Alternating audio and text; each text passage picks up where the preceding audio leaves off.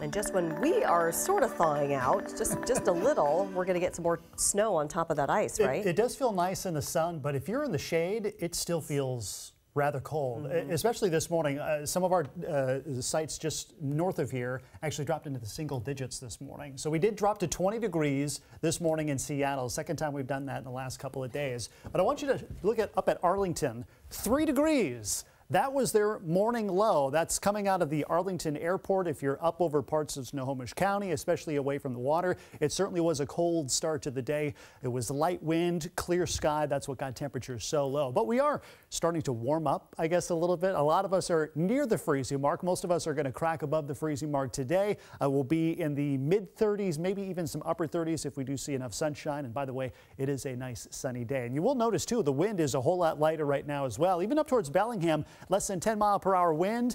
The wind will not be an issue until we get into the latter part of the week, especially as we head into Saturday. Those gusty gap winds are going to continue up in the north interior, pulling in more chilly air. Here's a time-lapse loop from Shorecrest High School in Shoreline. The snow is still there, especially the side streets and sidewalks.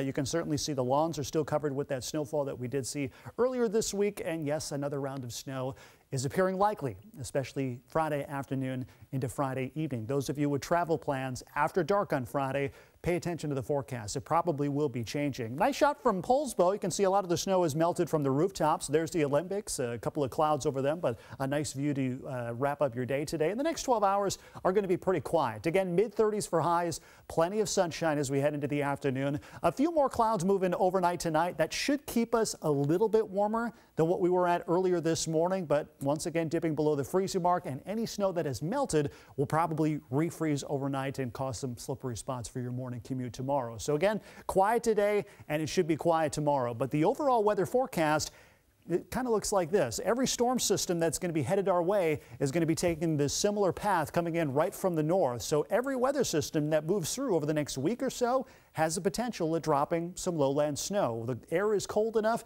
and as those systems come in from the north, they grab more air out of interior British Columbia, which is well below the freezing mark at this hour. So let's track this next system. Dry today, dry tomorrow, even though clouds will start to increase as we head into tomorrow afternoon. Our forecast models are showing a little light snowfall, maybe a rain snow mix during the first part of Friday, especially areas up closer to the international border. But it looks like the main part of the system is late Friday afternoon into Friday evening. Notice the white bluish color. That means lowland snow. It will be cold enough to get that snow all the way down to sea level. As we head into Saturday morning, a little snow in the morning, tapers off, and then we'll see things wrap up as we head into the day on Sunday. So it looks like things will be quieter towards the end of the weekend, but they will be on the colder side. So again, a significant snowfall event is once again in the forecast for later Friday into Saturday. Some places will probably see as much snow as what we saw with this earlier system, so it's just something to bear in mind. We still don't have exact details as to exactly where the heaviest snow is going to fall or exactly how much,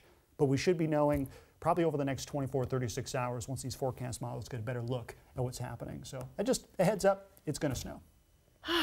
Yeah, I think Here we go again. doing that too. All right, thanks, Ben.